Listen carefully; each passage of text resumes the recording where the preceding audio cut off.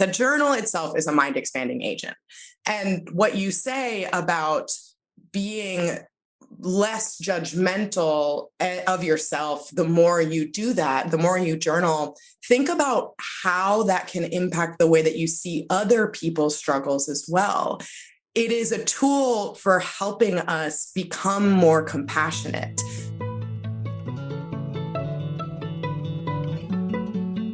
My name is Francesca Phillips, and you're listening to the Good Space Podcast, a show where we help you find peace and power in work, relationships, and intuition. Lately, I have felt so fired up and fueled with creativity and seeing other people putting their best creative work in the world. It has got me lit up, wanting to create 24/7. And I even recently had conversations with people in the Good Space community about creativity and how do I know if it's my intuition speaking to me, and how do I get myself to focus and zone in when I need to. All very good questions and things that I've had to navigate over the years. And so I thought it would be really fun to make a compilation episode where we get the best snippets from different episodes and interviews on creativity and intuition. So I really hope this gives you insight and inspiration and the fuel that you need to not only be creative yourself, but rein in when you need to, and to know the difference between intellect, intuition, ego, all of that stuff. So this first clip you're going to listen to is me talking about the intellect versus intuition, how to know the difference between the two, and why we still need both. Sometimes people think, oh, if I am solely feeling things out and I'm intuition based, then I can just abandon the intellect. And I tell you why that's not the case, and how there's an interplay between the two, and when to know how to listen to one or the other and why they work well together. So I hope you enjoy it. The TLDR version is, the more time you spend understanding and being with your creative, intuitive self, the more you'll know when it's speaking to you versus your intellect. It's awesome to have an intellect as developed and sharp as you do. It's a necessary tool that complements intuition. The same way you know how to use your intellect and tell when it's working for you, it's the same kind of experience with intuition, but you're using your heart intelligence instead. And one thing I want to make clear is it's not like a dichotomous relationship where you either follow your intuition or you follow your intellect, but the two can't coexist together. That couldn't be further from the truth. Your intellect helps you to sift through and navigate and get knowledge so that your intuition can come through loud and clear. They actually help each other very, very well. So I just want to make sure this doesn't come across as, oh, ditch the intellect, no more thinking, only feeling. No, we want both of them. But often we can find ourselves really tuned into and have the intellect sharpened and ready to go, and then not really knowing the intuition. So the goal is to know more of the intuition so that you can use both together. And it's natural and easy for a disconnection to happen between the two. But there's a way to combine them again so you can guide your life with your intuition without losing intellect. 4 things came to mind about how to know if it's intuition, aka inner wisdom, versus the intellect, aka ego. Hopefully this isn't too overwhelming. I wanted to give you a supportive response and not a quick soundbite answer. The first suggestion is to learn the characteristics of intuition. What's the nature of intuition? From what I've learned, it's quiet, not forceful. It feels coherent throughout your whole body, and it feels expansive and peaceful. Then compare that with characteristics of the ego. It's fearful, anxious, worrisome, and overthinks or strategizes. The ego is in a state of scarcity, whereas the intuition is abundant. Learning this was a game changer for me. It's helpful to remember, too, that the higher self only wants what's best for you. Everything it suggests will feel aligned and peaceful. When you learn to trust that, things change. It doesn't mean you won't feel uncomfortable or fearful after your intuition reveals your truth to you. The ego will still try to jump in and protect you from change, but you'll still feel that underlying feeling of peace and knowing. Here's a fun trick I discovered when it comes to learning the characteristics of the intuition. When I find myself asking a lot of friends their advice about a decision I'm making, that's usually a sign that I know what the real answer is, but I'm afraid to admit it.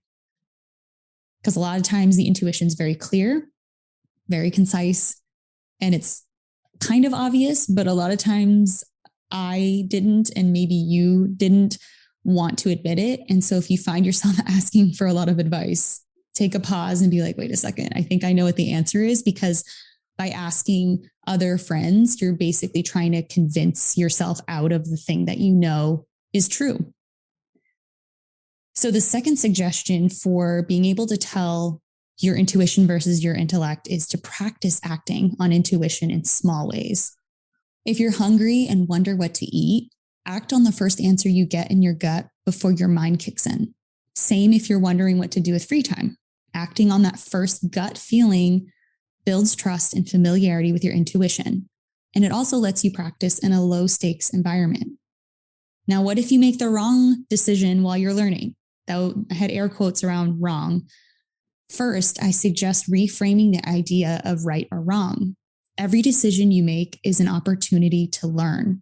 Life isn't as black and white as we think. If you realize the choice you make ultimately doesn't resonate, that's great. You've discovered what doesn't work for you. You'll keep learning what doesn't work for you until all that's left is what does. And the quicker you can allow yourself to learn, the quicker you'll get your answers.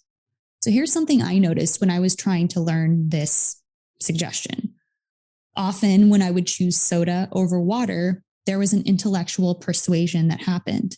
I noticed that my body's intuitive language wanted water, but my mind talked me into soda. Intuitive language doesn't speak in a traditional sense. It's an inner knowing that resonates in your heart and your bones. It's a knowing that vibrates in your whole body. Practice hearing that intuitive language. Get familiar with it. The third suggestion is to commune with your intuition every day. Make it a habit to connect with your intuition so it's a familiar and constant presence in your life. Things you can do are create a morning routine, meditate, walk in nature, do something creative like writing or drawing or snapping photos, anything that takes you out of the mind and into the heart. Something I discovered when working on this very suggestion was where your focus goes, your energy flows. The less time I give for my intuition to breathe and lead, the less it influences my life. I've had to learn to pivot my orientation from an ego-driven doer mindset to allowing space, being okay with being, not having expectations or end goals with everything I do, acting in faith that receiving abundance and goodness doesn't require constant, diligent effort and force, as if I'm not working and forcing things, then I'll never get something good. That's not how it works. And it's not something that I have to will into existence. It's already there for me. So it's okay to be still. And of course, there are certain things in abundance that you do need to work at every day to become the kind of person that can receive that abundance. So that's a different thing. But in general, nothing horrible is going to happen if you take a rest or a break or take time for your intuition. It actually allows you to be more expansive and efficient because you're tuned in. So the fourth suggestion I had for connecting with your intuition and knowing that it's the intuition versus the intellect is to get curious about ways your intuition speaks to you. Intuition speaks in a language that you understand, so it may speak differently for different people. Think about times you felt prompted or guided. Was there a specific method that the message was delivered? For me, it's usually through a small, quiet voice within and books. Sometimes other ways, but those are the main methods. Every time I have a genuine question or confusion in my life, a book with the exact answers I need appears. I'm someone who internalizes and is most receptive to new knowledge when I'm reading, so it makes sense. So here's what you can do. If you're not sure how your intuition speaks to you, take yourself on a date. Go to your favorite stores or do your favorite activity, whatever you feel inclined and drawn to do. And then take a gentle note of when you are most receptive to new knowledge. What do you tend to gravitate towards? How do you typically feel that answer or that resolution come to your heart or your mind when you're seeking an answer or you're wanting to know if something's right for you? And as a bonus suggestion, what also came to my heart as I was recording this is to allow the transformation or the answer to happen. Because often when I look back at the times that I was confused if it was intuition or my ego, or it was me trying to force the answer or make something up, it was because I was actually afraid of the answer and I wasn't ready for the change that I was seeking. Because often when we ask something to our intuition, we could be asked to do something that we're uncomfortable with, or that will take an effort or a step that is going to be uncomfortable initially. And so I think part of it too is being willing to be transformed, being willing to have the answers. And on a note with that as well, the intuition won't force you to do things that you are not ready for. Like if you are only ready for the next step, it will not ask you to do the fifth step. So that's another thing, and another important thing to remember when trusting your intuition and knowing if it's your intuition. So not only will you feel peace and calm when you get an answer, but also you won't be asked to do step 10. So just another little note to keep in the back of your mind. So again, I'm going to review the 4 suggestions, which are 1, learn the characteristics of intuition. Know what it is, know how it manifests so that anything that isn't what intuition is, it's not intuition. 2, practice acting on intuition in small ways. 3, commune with your intuition every day. Give it the space to breathe and speak and be with you and exist. And then 4, get curious about ways your intuition speaks to you. Learn what that special language is that you have with your intuition. And then the bonus tip is obviously being open to and receptive and allowing the transformation that is trying to be made through you. As you keep incorporating these suggestions, I hope you'll get more comfortable and intimate with your intuition, and soon that it becomes second nature. Hopefully this was helpful. And if you have any follow-up questions, don't hesitate to send them my way. This next clip is from one of my favorite interviews. It's with Rachel Jepson. She's an editor and writer, and we talk about how harnessing your chaos can help you find your creative voice. So she wrote this article called Chaotic Good on the Long Conversation, and it blew my mind. She talked about how creativity comes out of chaos and that accepting the fear is a huge and difficult part of the process. She really felt like she got me, and I'm sure many creatives feel the same way. And she talks about how finding your own creative process begins with the first spark, but the remainder of the process is born out of chaos, and it's all about finding the different ways to strategize around that chaos. So if you like this clip, I encourage you to listen to the full episode, because if you struggle to focus or rein things in or feel like you're all over the place, just know that it's completely normal when it comes to creative endeavors, and that there are ways to work with that chaos, to embrace it, and to guide and harness the final product. And it really was just inspirational hearing her speak about it. So I hope you enjoy this. The article that just rocked my world was Chaotic Good. And it was basically talking about, for those who haven't read it yet, it's about shame-free writing. And you talk about how chaos is necessary to create something. And as someone, me, who's a perfectionist, it's so hard for me sometimes to let things go or to not start until things feel perfect or I feel inspired. What inspired you to write that, and where did those thoughts come from? Whew, what a great question. The reason that I wanted to work on the chaotic good piece, that really came from my relationships with my writers. It's funny, Francesca, to hear you introduce me as a writer, because I really do consider myself an editor first. And sort of so much of the understanding I have of what a lot of the challenges are for folks trying to do this professionally and consistently comes from the conversations that I have with the people that I work with, and listening to their challenges and helping them as I can to address them and to sort of mitigate some of the difficulties, find inspiration. And one of the concerns that just comes up so much of the time is the one that you share, which is, I need this to be perfect. I need it to be good. I need it to be right. And that really stifles us from beginning so much of the time. The vast majority, I think, of the times that it's difficult to get started is really coming from that place of perfectionism. And I don't always like to use the word perfectionism because I think it puts a little bit of like you have a flaw, like this is something that you have this, you suffer from perfectionism, which I think it's much more of a pattern of behavior that can be addressed by trying new behaviors. Rather than it being a sort of quality within you. So I think rather than, sort of thinking about it that way, if we try different methods of getting started, giving us a specific task to do instead of sort of talking about this, stop caring so much or just get started and work it out later on. Like those things aren't as helpful as giving people a really specific place to start. While I want to help people embrace the idea of starting in a chaotic place, I think that can really help us discover what it is that we want to say and how we want to say it. The reason that I put it in the context of sort of giving people really specific places to start and sort of specific tasks is because you have to combine that idea, that theory, it's chaos theory, that, that's where creativity comes out of a place of chaos.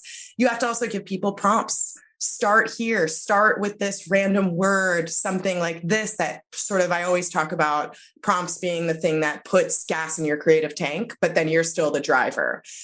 So I like to sort of combine methods like that and have them be specific and actionable in that way. And I find that it's been helpful for the people that I work with.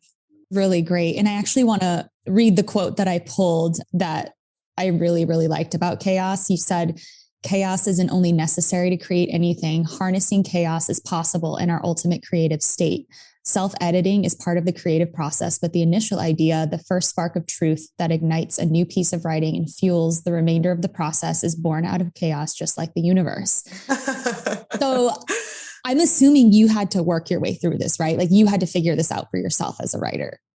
So yes, of course. My experience as a writer, I have a background, I have a master's in poetry, which is kind of out of left field sometimes for people to hear that. But a lot, I talked about this a little bit more in sort of my methodology and how I gather ideas and how I sort of get started in my last piece, which was really the example that I used that I talked about in the last essay, which was about sort of how writing can help us deal just with difficult emotional states and trauma, which is something that we can talk about here if you'd like. One of the specific methods that I used to get through my degree and write my thesis was to gather bits of randomness. Misheard things, overheard things, typos in magazines I would write down if I found them. Stuff that just felt like a little off and a little flawed. I would be able, sort of when you're walking around or you're sitting on the bus and you've overheard a conversation and you've gotten it wrong. That's stuff that I write down.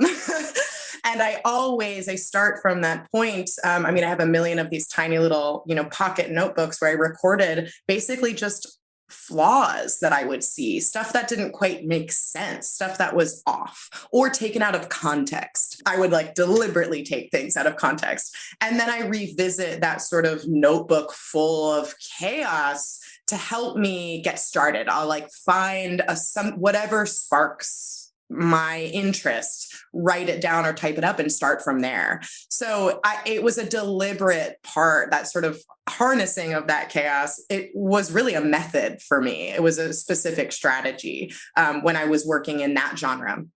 And I find that the different ways that we can sort of strategize around chaos and flaw specifically, I think those are really related. They can help us deal also with this idea that things need to start in a perfect place in order to continue in one, which as an intellectual, you can see that that's crazy. Or sorry, not to use that word, not to use that stigmatizing language. Everything has to start from a different place then it ends up. There's something so obvious to that. And I think sort of once you lay down those truths and commit yourself to them, it becomes easier to practice them. So I feel lucky that I've been able to sort of see how that strategy has worked for me in my own creative process. But it's also it is a consistent like acceptance of that, I think, difficult truth. Because, and the reason I think it's difficult is because it takes quite a bit of faith in yourself and in the process. So that fear of like, well, the first thing that I have sort of put down isn't good. The only way to keep going with that is to trust that it will be eventually. Gosh, that sounds really hard, doesn't it? Sounds really hard. And I think I'll say one other thing about this. I learned a lot about sort of the chaos state or the madman theory of the first draft of writing, also as a teacher in my capacity teaching undergraduates at the University of Montana. And that was such a difficult place for them to begin drafting for different reasons. For students, and I think this is true for some writers, and I'd be very curious to hear from you on this, the thought needs to be fully formed before it's put down, because making something corporeal is really scary. It's like a challenge. It's like a mirror all of a sudden. When it's just chaotic thoughts in your head and you're not sure what you think yet, it's a lot less scary. But once you've sort of taken something you know is kind of wrong and written it down or given it to somebody else, well, now it's part of how people perceive you. At least that's how we think about it. And so that becomes another sort of blocker to begin. There's so much that you said I just want to like grab onto and like unpack. I'm in a yes, talking I mood love today. It. Well, first of all, anyone that's listening, I feel like these concepts and principles can apply to any creative work, whether you want to build a business, whether you want to paint or work out or whatever. Like everything you're saying is so universally true. It like gives me chills. But then as far as like having a fully formed thought in your mind before putting it down, I think maybe at some point I struggled with that, but I do daily pages every day from the Artist Way, where you just write 3 pages stream of consciousness. And I feel like that has very much helped me unclog that in myself. Like it's okay to just write things down, get them out, and then you could grab things that stick or that you want to expand upon. So there was something else that you said that really stood out to me is, when you talked about basically it's judgment, right? Like the reason people don't want to put it down is because it's self-judgment. We live in a judgmental world.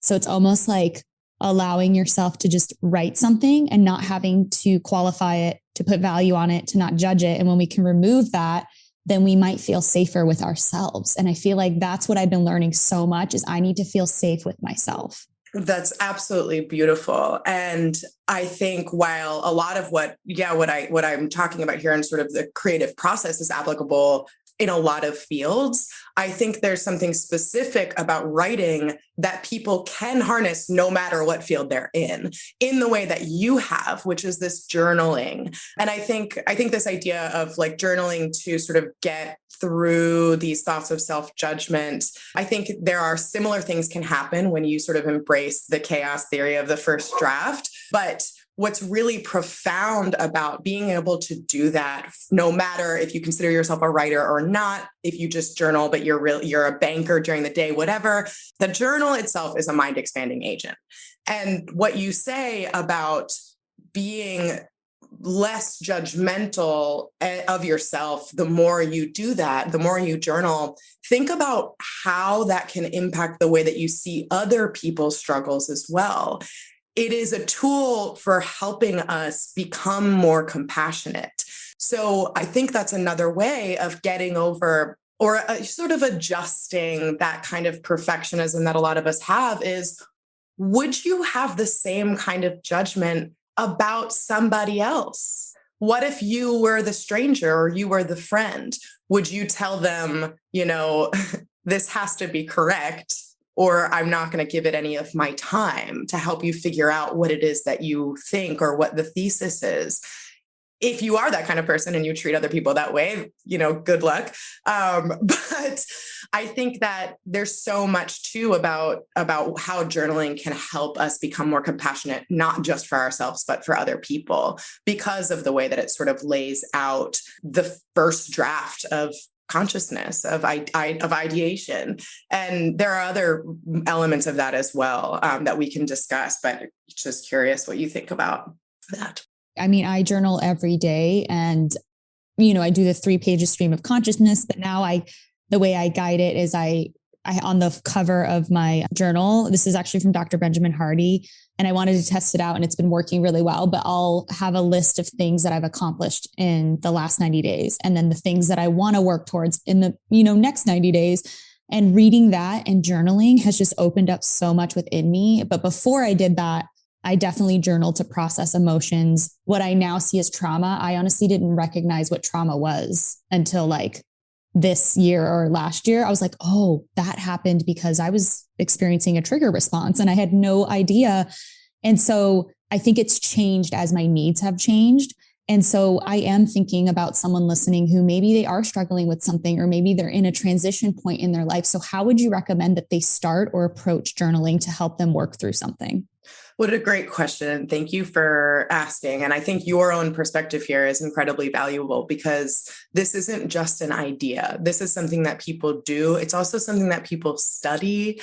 Journaling can help us process and, first of all, as you put it, recognize trauma. You sort of have the ability to, well, let me say this differently. With trauma, and I think there's a lot of, misunderstanding about what that terminology means. I want to say that, this is where I want to talk about this as if this is something that a lot of people experience. And I think self-judgment and doubt and confusion and feelings of isolation and emptiness, misunderstandings about our own behavior, putting up walls. These are things that all people experience regardless of specific events in their past. So I just want to say that because I think that this is applicable for all of us to help us sort of recognize what we have been through and what's been effective for us and what's contributed to our behavior and difficulties or successes in our relationships. So the way that journaling can reveal those things to you, it's not always about asking yourself a specific question or doing a specific exercise. I think the morning pages or the sort of stream of consciousness writing that is suggested that you do as early as possible upon waking, but it can happen at any time during the day.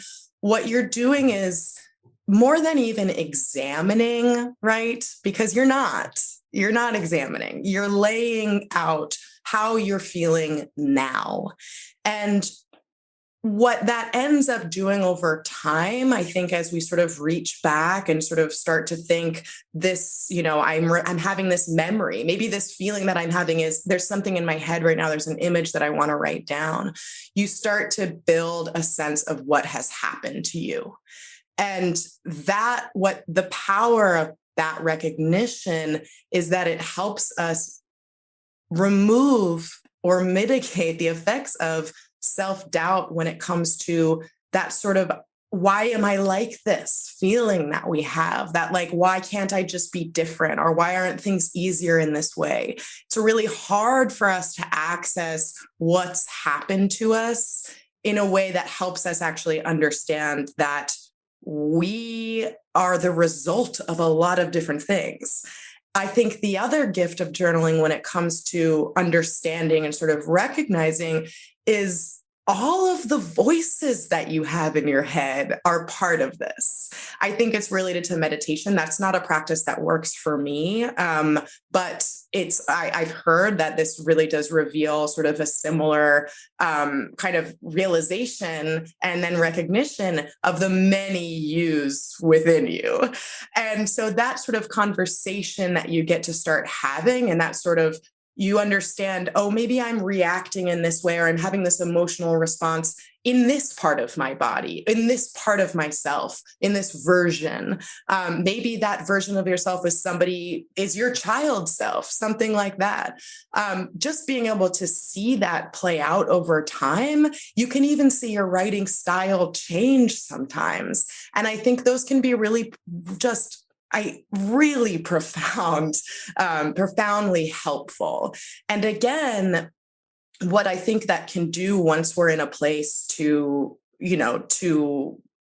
understand and sort of see some of this as a tool, I say journaling is can be a mind expanding agent precisely because once you start to be able to see some of that in yourself, you might become more compassionate about what other people are dealing with. My father always said when I was growing up, everyone's walking wounded. I think, there's a lot of other ways to phrase that, but that's the one that I grew up with. And I hold on to that today, and it informs my practice. This last and final clip is from one of my favorite authors, Sarah Bonbronick. I felt so incredibly lucky to have her on the podcast when we first launched. She's the author of one of my favorite books, Simple Abundance. If you followed me on Instagram, if you've been on my email list for a bit, you know how much I quote this book, and you know how many of you have bought it because of me. And I've given it away through the good space. I've given it away in real life. I literally love her, and I love this book. And so naturally, we talked about intuition, and this clip, she talks about how intuition is the Morse code of how we hear the spiritual. And in other parts of the interview as well, she describes it as a voice that's not her own. And she received marching orders from that voice that eventually led her to write her New York Times bestselling book, Simple Abundance, which inspired Oprah to start a gratitude journal, which is really cool. And she wasn't seeking it either. That's what's amazing to me. She was not looking for fame. She was not looking for money. She was looking to change lives and just to connect with her reader. And then it led to all of these amazing opportunities afterward. So she's an amazing person to listen to and understand her process and the way she thinks about intuition. And she also talks about what advice she would give to someone who's trying to listen to their intuition better. So again, if you like this clip, I suggest that you listen to the full interview and just soak in her creative, intuitive energy. And I hope that you enjoy it.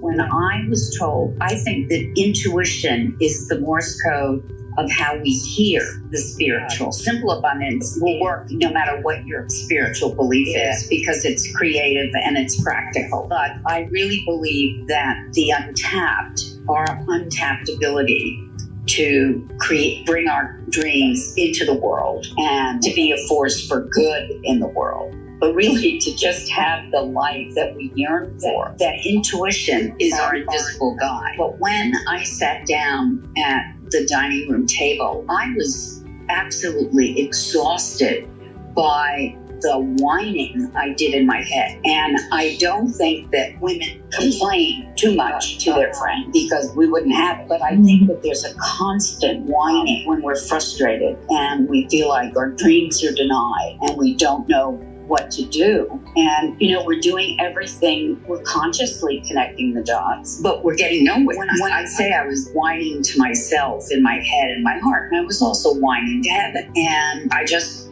I heard this voice. I recognized it not as my own. And it's more like marching orders. And so that's when I want you to sit down here and give me 100 reasons why you're grateful for your life exactly as it is right now. And money can't be on the list. So, 6 hours later, I needed to go pick up the carpool and as many pots of tea. I had over, 100 blessings. And I was humbled. And I felt bad that I sounded like an ungrateful brat. And that's when gratitude became it was a science experiment, all right, a spiritual science experiment, because I think skeptics make the best seekers. And I started to write little moments of what happened down. I wrote them on Post-it notes. I wrote them on index cards. I wrote them on back of envelopes, just whatever I could find. If something, a moment happened, that was, a fleeting moment, I would capture it on any kind of piece of paper. So then I thought, why don't you just put them in a journal? So it would be easier than having to look for all of these papers. So that's what I started to do. And then after about 2 months, I noticed that I was feeling calmer. I was more content, but the outside world had not changed. Before I started my gratitude list, it was the period of downshifting. Everybody in the country was really tightening your belt. People were losing their jobs 1,000 a day, and it was very scary. So downshifting was the only game in town. But downshifting sounded so punitive. What I was feeling felt so buoyant.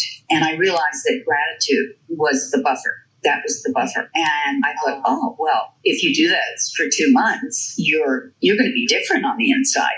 And that's when I knew I had a book.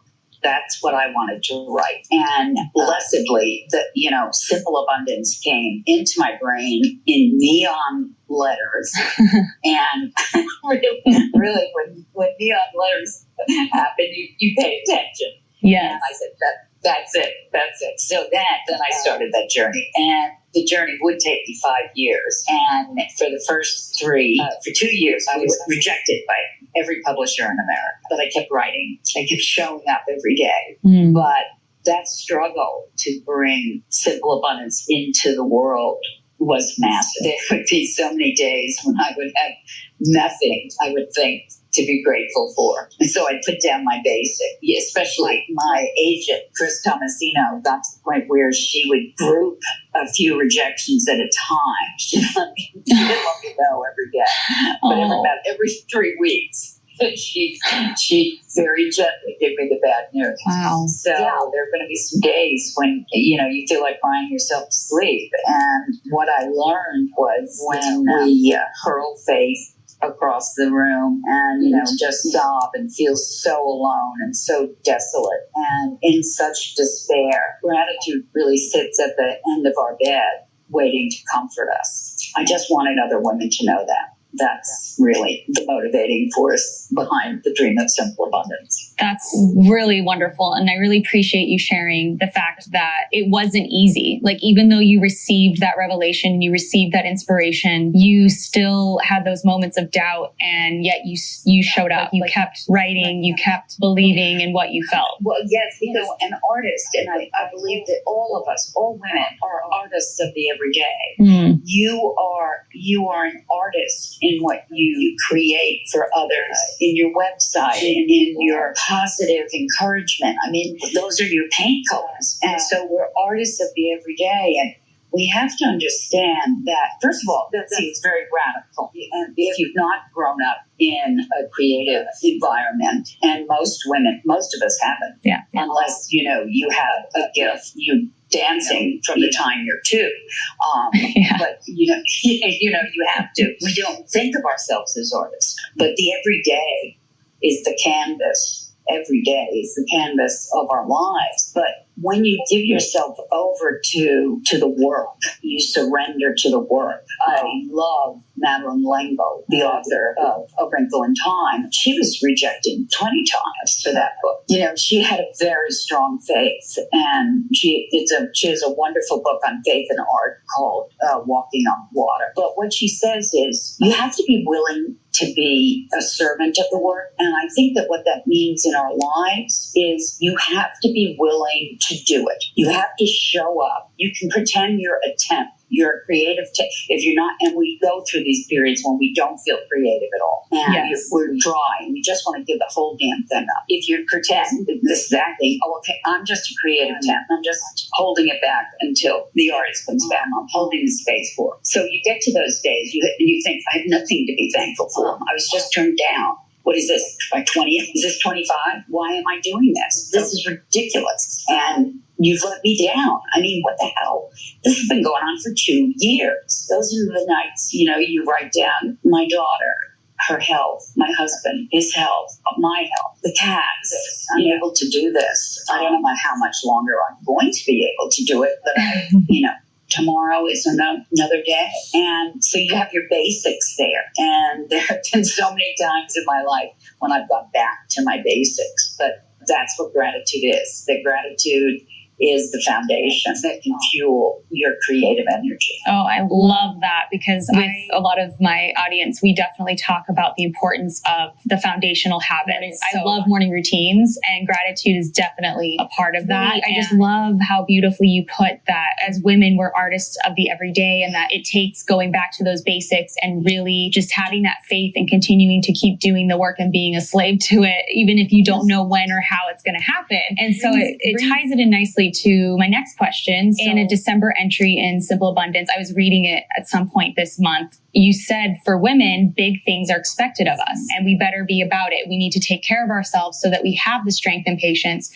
to care for who and what we love. So what does your morning routine look like and why is it important to you? I know you said gratitude, and I just wanted to see if there were other things that you did and why. I mean, the morning is where we start our day. The morning can determine how the rest of the day is going to flow or not. Because we live in such a different world than now, today, than it was in 1995. And I'll get to the morning routine in a minute, but I just want to mention that the world we're living in today, the 24/7 breaking news culture that we are existing in, the social media mirage of perfection, and it is mirage. We can't be perfect. Even the great creator, after the world was created, said it's very good, but no, women, we will be perfect if we're trying anything.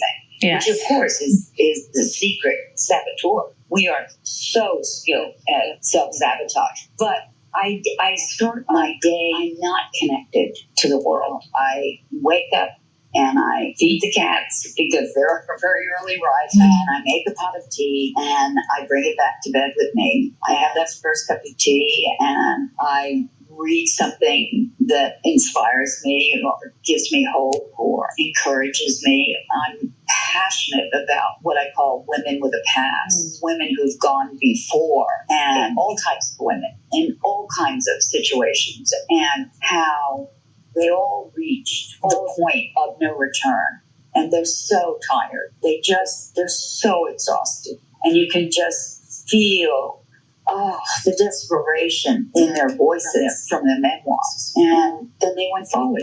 They took that one more step. And every woman that I've discovered, every inspirational woman, every woman that we admire, doesn't matter what her path was, she had a point where she could give up or go on. And they went on.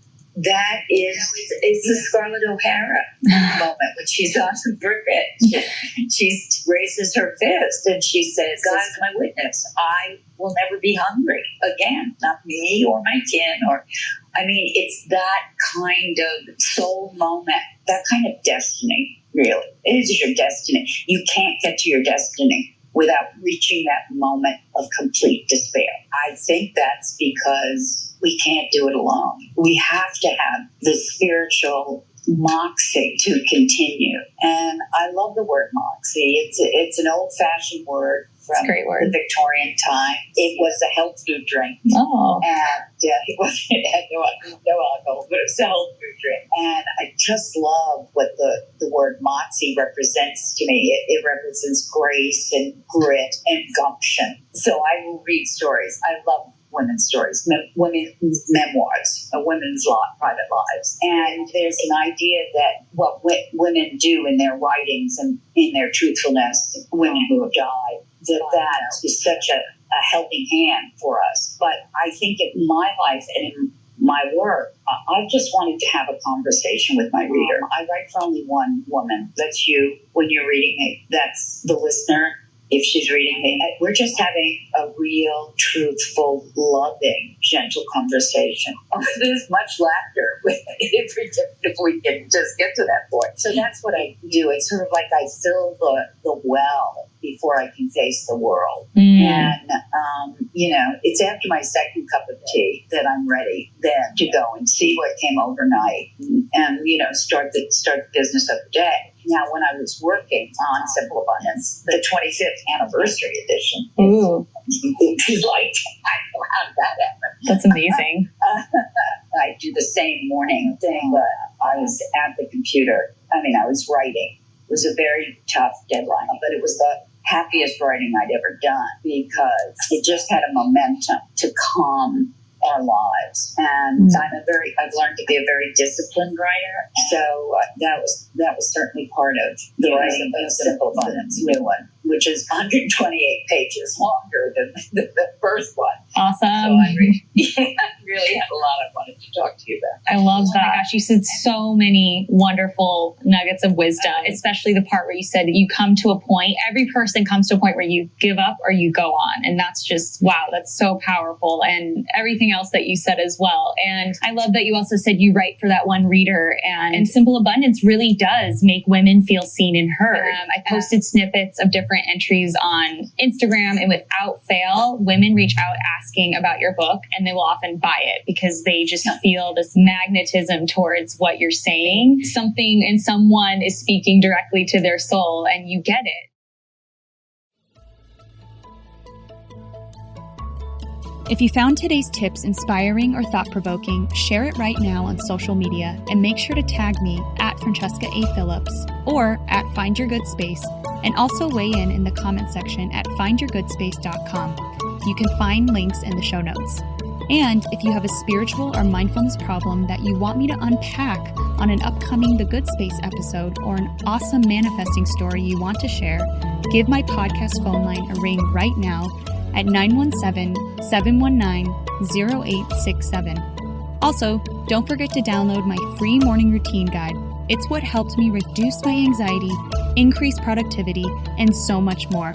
The link to everything I mentioned is in the show notes. See you soon.